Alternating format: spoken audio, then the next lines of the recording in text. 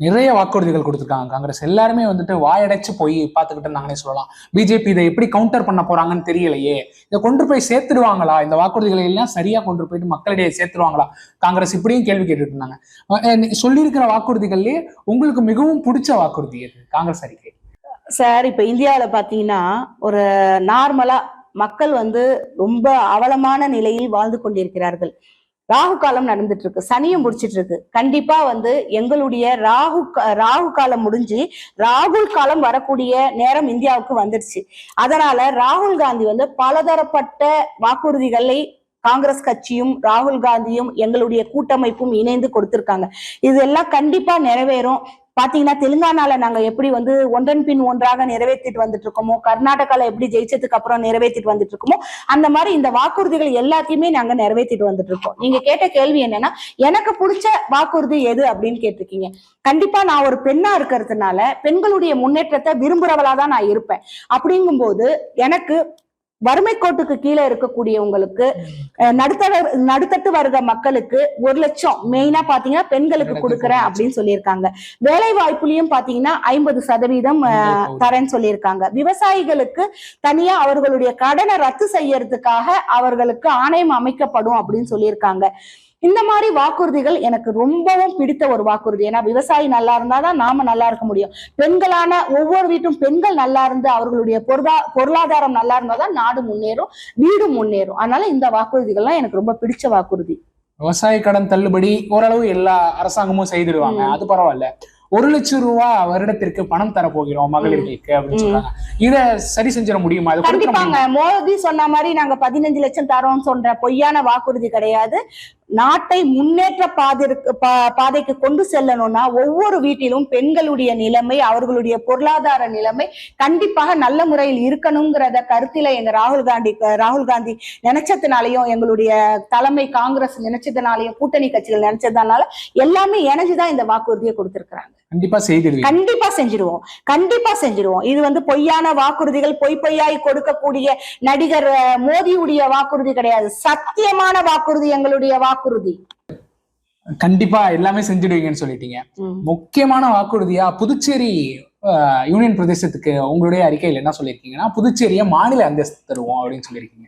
இவ்வளவு காலம் நீங்க ஆட்சியில இருந்தீங்க, புதுச்சேரி மாநிலத்திலேயும் இருந்தீங்க, இந்திய ஒன்றியத்திலேயே நீங்க ஆட்சியில இருந்தீங்க. இவ்வளவு நாள் எதனால நீங்க மாநில அந்தஸ்து பெற்றுத்தரல, கூட்டணி ஆட்சி தானே நடந்துட்டு இருந்துச்சு அப்படின்ட்டு தமிழ்நாடு பாரதிய ஜனதா கட்சியோட தலைவர் அண்ணாமலை ஆகட்டும், புதுச்சேரியில இருக்கிற என்ஆர் காங்கிரஸ் தலைவர்களாகட்டும் எல்லாருமே கேட்கிறாங்க, ஏன் இவ்வளவு நாள் செய்யாம இன்னைக்கு இந்த அறிக்கை வந்திருக்கு?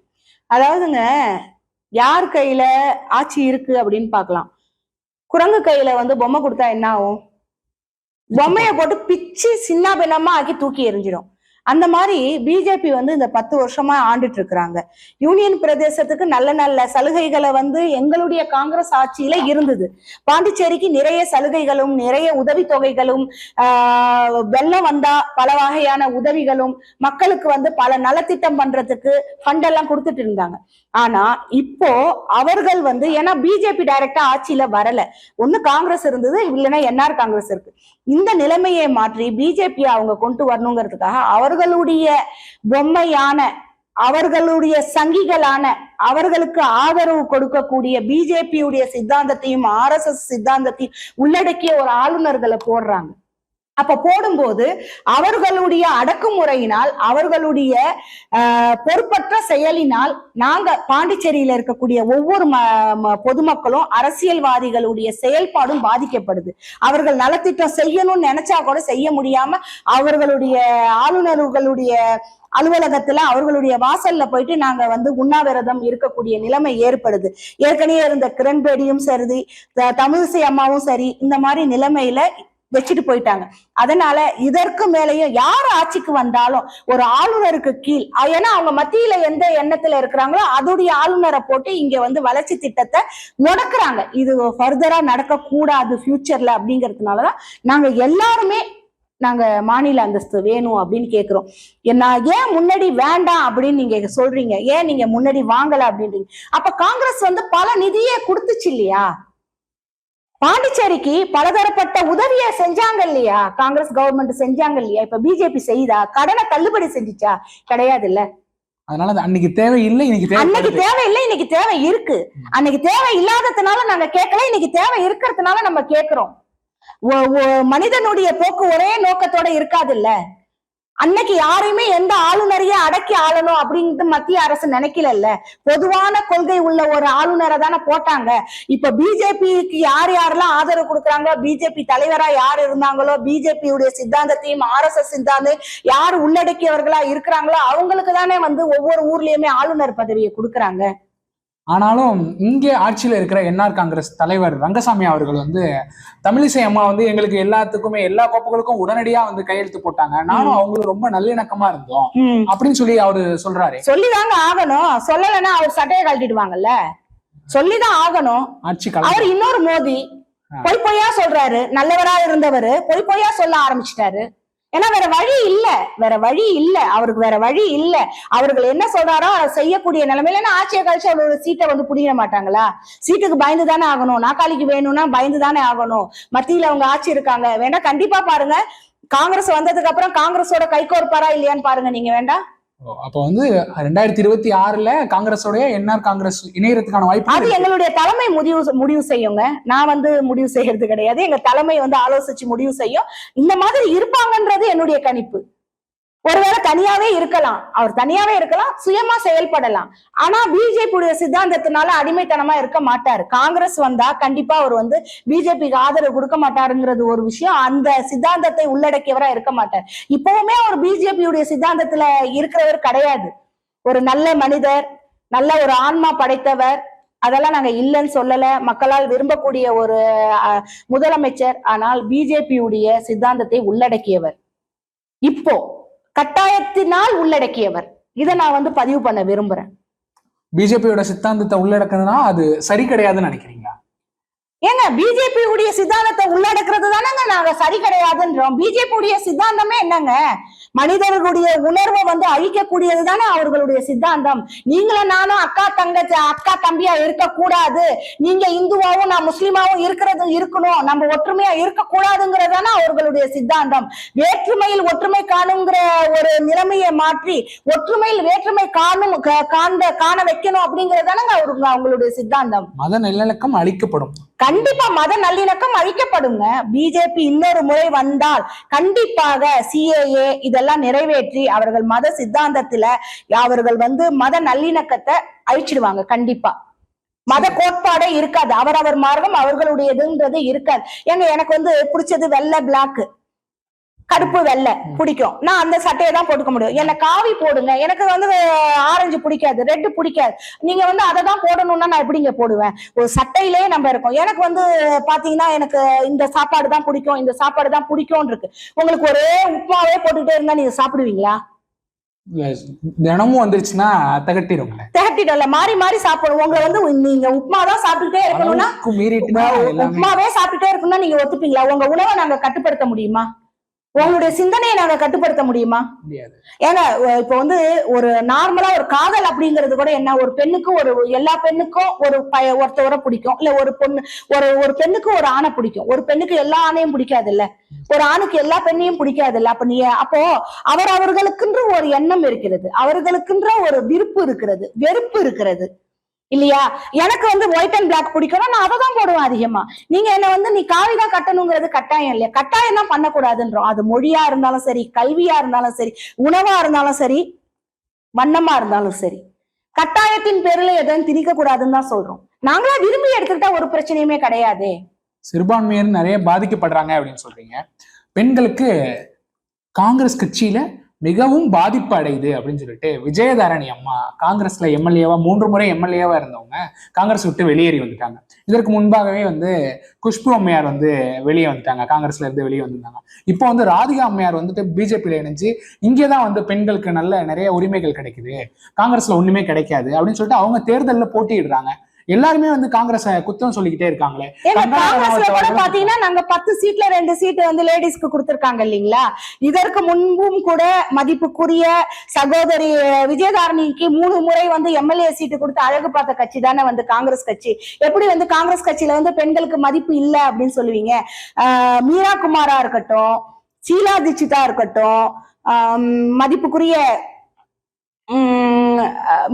பிரதிபா பட்டேலா இருக்கட்டும், அவர்கள்லாம் யாரு? காங்கிரஸால் அடையாளம் காணப்பட்டு மேல தூக்கிவிடப்பட்ட பெண்கள், அங்கீகரிக்கப்பட்ட பெண்கள் தானே. இதெல்லாம் ஒரு 20 ஆண்டுகளுக்கு முன்பாக, ஒரு 15 ஆண்டுகளுக்கு முன்னாடி ஷீலா தீட்சித் மேடம்லாம் ஒரு 3 பீரியடுக்கு முன்னாடி இருந்தாங்க. மீரா குமாரமாவும் ஒரு 10 வருடத்துக்கு முன்னாடி இருந்தாங்க. இந்த ஒரு 5-10 வருடங்களுக்கு மோடி ஆட்சி வந்ததற்கு பின்பாக பிஜேபியில நிறைய வளர்ச்சிகள் பெண்களுக்கு கிடைக்குது, காங்கிரஸ்ல கிடைக்கவே மாட்டேங்குது. பெண்கள் எத்தனை பேர் இருக்காங்க நீங்களே சொல்லுங்க. நிர்மலா சீதாராமனை சொல்லுவீங்க, அப்புறம் வந்து ஸ்மிருதி இரானிய சொல்லுவீங்க, தமிழ்நாட்டுல பாத்தீங்கன்னா வானதி ஸ்ரீனிவாசனை சொல்லுவீங்க. இந்த மாதிரி வந்து சில பேர் தானே இருக்காங்க. எங்கள்ல பல பேர் இருக்காங்களே. கேரளால பாத்தீங்கன்னா ரம்யா ஹரிதாஸுக்கு சீட்டு கொடுத்து அவர்களுக்கு வந்து எம்பி வாய்ப்பை கொடுத்து அவர்களை ஜெயிக்க வச்சாங்க. ஒரு இளம் தலித் பெண் அவங்க, அவர்களுக்கு வாய்ப்பு கொடுத்து ஜெயிக்க வச்சாங்க. இப்ப மகளிர் அணி தலைவியா இருக்கக்கூடிய தமிழ்நாட்டுல சுதா ராமகிருஷ்ணன் அவங்களுக்கும் பாத்தீங்கன்னா வாய்ப்பு கொடுத்திருக்காங்க. ஜோதிமணி அவர்களுக்கும் வாய்ப்பு கொடுத்து ஜெயிக்க வச்சிருக்காங்க. எப்படி பெண்களுக்கு வந்து நீங்க உரிமை கொடுக்கல அப்படின்னு சொல்லுவீங்க? விஜயதாரணி அம்மா சொல்றாங்க நிறைய. இல்ல அது வந்து அவர்களுடைய தவறான கணிப்பு. அவர்கள் எங்களுடைய காங்கிரஸில் பல நேரங்களில் பல பதவிகளை பெற்று மகளிர் அணி தலைவியாகவும் 3 முறை எம்எல்ஏவாகவும் இருந்து போயிட்டாங்க. அவர்களுடைய நோக்கம் தப்பானது, அவர்களுடைய எண்ணமும் தப்பானது. இப்ப கண்டிப்பா உணர்ந்திருப்பாங்க. அவங்க இப்ப உணர்ந்துட்டு இருக்கிறாங்கன்னு தான் நாங்களாம் நினைக்கிறோம். அவங்களுக்கு பதவி கிடைச்சிரும், ஒரு சீட்டு கிடைக்கும் அப்படின்னு தான் அவங்க போனதாகவும், சீட்டு கிடைக்கல, ரொம்ப ஒரு விரக்தியில இருக்காங்க. ஒருவேளை அவங்க மீண்டும் காங்கிரஸ்ல இணைவாங்களா அப்படின்னு பாத்துட்டு இருக்காங்கன்னு சொல்றாங்களே, அப்படியா? அது அவர்களுடைய எண்ணத்தை பொறுத்து. இது வந்து எனக்கு தெரியாது. தெரியாத விஷயத்த வந்து என்னால விவாதிக்க முடியாது. அவர்களுடைய எண்ணம், அவர்களுடைய உள் உணர்வை பொறுத்தது. புதுச்சேரியில களம் வந்து உங்களுக்கு சாதகமா இருக்குது, நமச்சிவாயம் தோக்க போறாரு அப்படின்னு சொல்லிட்டீங்க. என்னென்ன விஷயத்தினால நமச்சிவாயத்தை மிஞ்சி நிற்கிறார் வைத்திலிங்கம் அவர்கள்? நமச்சிவாயம் இதுதான் சிஎம் முதல்வர் சீட்டுனா அங்க போயிடுவார். இப்போ ஒருவர் வந்து ஒரு கட்சிக்கு போறார், அந்த கட்சியுடைய கொள்கை சித்தாந்தம் புடிச்சு போறவரா இருந்தா அந்த கட்சியில வந்து நிலையா நீடிப்பார். ஓகேங்களா? முதல்வர் பதவிக்காக அவர் போனார், அதனால அவர் வந்து பல கட்சிகளை வந்து தாவிட்டார். நீங்க உலகம் சுற்றும் வாலிபரை பார்த்திருப்பீங்க. கட்சியை சுற்றும் ஒரு மனிதரை வந்து எங்க நமச்சிவாயம் அண்ணனை மட்டும்தான் நீங்க பார்த்திருக்க முடியும், இல்லையா? கண்டிப்பா நம்மளாம் வந்து இது எல்லாருக்கும் ஒரு பொதுவான வார்த்தை, உலகம் சுற்றும் வாலிபர். கட்சி பல கட்சிகளை சுற்றும் ஒரு மனிதர் எங்கள் நமச்சிவாயம் அண்ணன் அவர்களுக்கே சாரும். அதனால மக்கள் அவர் எந்த நோக்கத்துக்காக கட்சியை விட்டு கட்சி தாவுறாரு, மக்கள் நலனுக்காக தாவுறாரா, பெண்களுடைய பாதுகாப்புக்காக தாவுறாரா, தன்னுடைய இனத்திற்காக தாவுறாரா? கிடையாது. தன்னுடைய குடும்ப நலனுக்காகவும் தன்னுடைய பேராசைக்காகவும் தன்னுடைய பதவி வெறிக்காகவுமே அவர் வந்து போறார். அதனால கண்டிப்பா அவரு ஜெயிக்க மாட்டாரு. அவரை வந்து யாருமே அவரை வந்து ஒரு நல்ல தலைவரா எந்த மனிதர்களுமே எந்த பொதுமக்களுமே அவர்களை நினைக்கவில்லை. ஆகையால் அவர் கண்டிப்பா தோத்துருவாரு. ஒரு பிரஸ் மீட்டிங்ல கூட அவர் சொல்லியிருந்தாரு, நாங்க பல பேர் வந்து காங்கிரஸ்ல இல்ல, நாங்கெல்லாம் போயிட்டோம், அதனால கண்டிப்பா வந்து காங்கிரஸ் வந்து டெபாசிட்டை இழந்துரும் அப்படின்னு சொல்றாரு. ஒரு பயங்கரமா ஒரு காமெடி தாங்க அவர் சொல்றது. பூனை இருண்டா பூலோகமே, பூனை கண்ணை மூடிட்டா பூலோகமே இருண்டுடும் அப்படின்னு வந்து ஒரு பழமொழி இருக்கு. அந்த மாதிரி அவர் நினைச்சிட்டு இருக்கிறாரு. அவரைதான் காங்கிரஸ் வளர்த்து விட்டுச்சு தவிர அவர் வந்து காங்கிரஸை வளர்க்கல. சரிங்களா? அவர் காங்கிரஸ்ல பல வகையான பதவிகள்ல இருந்ததுனாலதான் பலதரப்பட்ட பதவிகள்லயும் காங்கிரஸ் உடைய தலைமை பொறுப்பு தலைவரா இருந்ததுனாலதான் அவருக்கு மதிப்பும் மரியாதையும் ஏற்பட்டு அவர்களுக்கு தொண்டர்கள் இருந்தாங்க. அந்த தொண்டர்கள்ல சில பேர் வந்து அவரோட போயிட்டாங்க. சரிங்களா? இப்போ ஒரு எக்ஸாம்பிள் சொல்றேன். அவர் சொல்றாரு, பல பேர் வந்து காங்கிரஸ்ல இல்ல, சிவக்கொழுந்து இல்ல அப்படின்றாரு. சிவக்கொழுந்து எந்த தொகுதியில போட்டியிட்டார்? லாஸ்பேட்டையில யாரு ஜெயிச்சது? காங்கிரஸ் வெற்றி பெற்றாங்க. தோக்காம இருந்த ரங்கசாமி மதிப்புக்குரிய ரங்கசாமி அவர்களை ஏனாம்க்கு அழைச்சிட்டு போனாரு மல்லாடி வந்து எங்க கூட இல்லைன்றாரு. ஒரு சிஎம் கேண்டிடேட்டை போயிட்டு தோக்க வச்சு அசிங்கப்படுத்தி அழைச்சிட்டு வந்தாரு மல்லாடி, இல்லைங்களா? சுகுமார வந்து நிக்க வச்சாரு. ஏங்க, அவருக்கு வந்து அவருடைய சொந்த தொகுதியில நிக்கிறதுக்கு பயந்துகிட்டே அவர் என்ன பண்றாரு, தொகுதியை விட்டு தொகுதியை மாதிரி. ஏன் அவருக்கு தைரியம் இருந்தா வில்லியனூர்ல நின்று இருக்க வேண்டியது தானே? ஒரு எம்எல்ஏவா 3 முறை நின்று 4 முறை நின்று ஜெயிச்ச தொகுதியிலேயே நிக்கக்கூடிய ஒரு துணிவு இல்லாத ஒரு மனிதர் மதிப்புக்குரிய நமச்சிவாயம் அவர்கள். அப்படிங்கும் போது அவர் என்ன பண்ணணும், அவருடைய வில்லியனூர் தொகுதியில நின்று இருக்கணும்ல. பயந்து எதுக்கு வந்து மதுகடிப்பட்டுக்கு போனார்? ஆனா வந்து மண்ணடிப்பட்டுக்கு போனார். தேர்தல்ல கடந்த வெறும் 2 சீட்டு தானே காங்கிரஸால பெற முடிஞ்சது. சுயேட்சைகளே 5 பேர் வந்து. அதாவதுங்க அவருடைய 3 முறை அல்லது 4 முறைக்கு மேல நின்று ஜெயிச்ச வில்லியனூர்ல அவரால் நிக்க முடியல. அவர் வந்து மண்ணடிப்பட்டுல போய் நிக்கிறாரு. சரி, அவர் வந்து என்ஆர் காங்கிரஸோட கூட்டணி வச்சு சுகுமார்ன்ற ஒரு நல்ல மனிதரை வந்து அவர் நிக்க வச்சாரு. அப்ப வந்து அவரை ஜெயிக்க வச்சாரா? கிடையாது. அங்க யாரு ஜெயிச்சது? அங்கேயும் பாத்தீங்கன்னா வந்து காங்கிரஸ் தான் ஜெயிக்குது. அதுக்கப்புறம் பாத்தீங்கன்னா தீபஞ்சான் என்ற ஒருவர் அழைச்சிட்டு போனாரு. அவர் இருக்கிற இடமே தெரியாம போயிட்டார். இந்த மாதிரி பல வகையா அவர் வந்து என் கூட வந்துட்டாங்கன்னு சொல்ற மனிதர்கள் வாங்கி கொடுத்த ஓட்டின் விகிதாச்சாரத்தை பாருங்க. எல்லாமே தோல்வி. அப்படி தோல்வியில இருக்கக்கூடிய ஒரு மனிதர்களை வச்சுக்கிட்டு அவர் என்ன சொல்றாரு, எங்க கூட பல பேர் இருக்காங்க, அதனால காங்கிரஸ் தோத்துடும். எப்படிங்க காங்கிரஸ் தோக்கும்? இப்ப எக்ஸாம்பிள் சொல்றேன். காங்கிரஸ் கண்டிப்பா வந்து ஜெயிக்குங்க.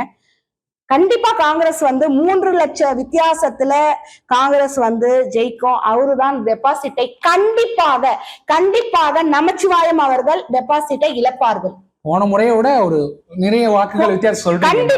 கண்டிப்பா போன முறையை விட 1 லட்சத்திற்கு மேல கண்டிப்பா வந்து காங்கிரஸ் கட்சி வாங்கும். மற்ற கட்சியோட எங்களுக்கு எதிர்கட்சி அவங்க கிடையாது. மதிப்புக்குரிய நமச்சிவாயத்தை விட கண்டிப்பாக எங்களுடைய காங்கிரஸ் கட்சியின் வேட்பாளர் மதிப்புக்குரிய தியாகியின் பிள்ளையான வைத்தியலிங்கம் ஐயா அவர்கள் கண்டிப்பாக பல லட்சம் வாக்கு வித்தியாசத்தில் வெற்றி பெறுவார்கள் என்பதை நான் உறுதியாக சொல்கிறேன். மக்களும் உறுதியாக இந்த விரலால் காங்கிரசுக்கே கையை தூக்கி வாக்கை கொடுப்பார்கள். இதில் எந்தவித மாற்றமும் கிடையாது. அந்த முறையோட அதிக வாக்குகள் வித்தியாசத்துல வெற்றி பெறுவீங்கன்னு சொல்லிட்டீங்க. கடந்த முறை வந்து நம்ம ஆட்சியில இருந்தோம். இந்த முறை நம்மளால வந்து எதிர்கட்சியா கூட அமர முடியல. ஆட்சியில இருந்த நம்ம எல்லாருமே தோத்து போறாங்க. நீங்க குறிப்பிட்ட அந்த 2 தொகுதியில மட்டும்தான் காங்கிரஸால வெற்றி பெற முடிஞ்சிச்சு. எதிர்கட்சியா கூட வர முடியாம நம்மளுடைய கூட்டணி கட்சி டிஎம்கே வந்து இங்க எதிர்கட்சியா வந்து அமர்றாங்க.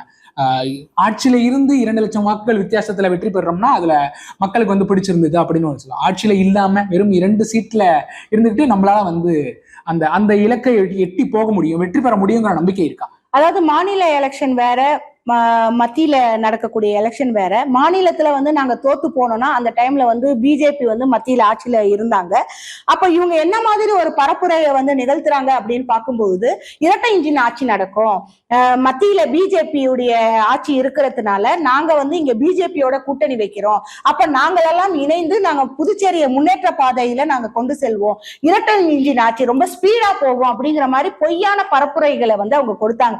ஆனா வந்து இரட்டை இன்ஜின் ஆட்சி என்னவோ நடக்கிறது உண்மைதான். ஆனா ஒரே நேர்கோட்டுல போதானே? கிடையாது. எதிர் தூரத்துல போகுது. பிஜேபி காரங்க இந்த பக்கம் பிச்சுட்டு போறாங்க, என்ஆர் காரங்க இந்த பக்கம் பிச்சுட்டு போறாங்க. யாருங்க அவருக்கு ஆதரவா வந்து ஓட்டு வாங்கறதுக்கு வாக்கு சேகரிக்கிறா? என்ஆர் தலையெழுத்தே அப்படின்னு சொல்லிட்டு வந்துதான் வாக்கு சேகரிக்கிறார். அதனால அவர்கள் பொய்யான வாக்குறுதிகளை மக்களிடம் பரப்பி மக்களை ஏமாத்தினாங்க. அந்த எலெக்ஷன் முடிஞ்சு மாநிலத்துல அவங்க ஜெயிச்சு வெளியே வந்ததுக்கு அப்புறம் 6 மாசத்திலேயே அவங்க உணர்ந்துட்டாங்க. ரேஷன் கடையே இல்லாத ஒரு மாநிலமா உருவாக்கிட்டாங்க. ரேஷன் கடையை மூடுறாங்க, மதுபான கடைகளை திறக்கிறாங்க, ரெஸ்டோ பார்களை திறக்கிறாங்க, கஞ்சா கலாச்சாரத்தை ஊக்குவிக்கிறாங்க, பெண்களுக்கு பாதுகாப்பற்ற ஒரு நிலைமை ஏற்படுது. இதெல்லாம் மக்கள் உணர்ந்து இப்ப வந்து அவர்கள் பெரும் கோபத்திலும் பெரும் அதிருப்தியிலுமே வந்து பெண்களும் மக்களும் பொதுமக்களும் இருக்காங்க. இதனால எங்களுடைய காங்கிரஸ் கட்சிக்கு மக்கள் கண்டிப்பாக பொதுமக்கள் அதிகப்படியான வாக்குகளை செலுத்தி அவர்களுடைய அங்கீகாரத்தை மீண்டும் எங்களுக்கு கொடுப்பார்கள். வரக்கூடிய மாநில எலெக்ஷன்லயும் நாங்க தான் ஜெயிப்போம், நாங்க தான் ஆட்சி அமைப்போங்கிறத நான் உறுதியா தெரிவிச்சுக்கிறேன். உறுதியா நம்புறீங்க நீங்க தான் வெற்றி பெற போறீங்க?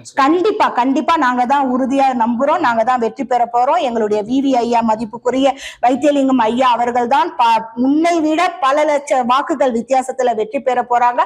அது மட்டும் அல்லாமல் நாங்கள் மாநிலத்திலையும் வரப்போகும் மாநில எலெக்ஷன் 2026 நாங்கள் தான் ஆட்சி அமைக்க போகிறோம். ராகுல் காந்தியுடைய தலைமையில் இந்தியாவில் ஆட்சி நடக்க போகிறது, ஆட்சி அமைய போகிறது. ராகுல் காந்தியுடைய காலம் வந்துவிட்டது, மக்களுக்கு பொற்காலமாக மாறப்போகிறது. மக்கள் கண்டிப்பாக இந்த விரல்களை தூக்க துணிந்து விட்டார்கள். அதை 4வது பட்டனில், காங்கிரசின் கை சின்னமான பட்டனில் கையை வைத்து அழுத்துவதற்கு தயாராகி விட்டார்கள். காங்கிரஸ் ஜெயிக்க போகிறது, கண் முன்னே தெரிகிறது. காங்கிரசுக்கு வெற்றி வெற்றி வெற்றி. ரொம்ப ரொம்ப நன்றிக்கா. உங்களுடைய இந்த நீண்ட நேர இதுல வந்து எங்களுக்கு இவ்வளவு நேரம் உதவி செஞ்சதுக்கு ரொம்ப நன்றி. தேங்க்யூ. சாது மிரண்டால் என்ற சேனல், யூடியூப் சேனலை லைக் பண்ணுங்க, ஷேர் பண்ணுங்க, சப்ஸ்கிரைப் பண்ணுங்க.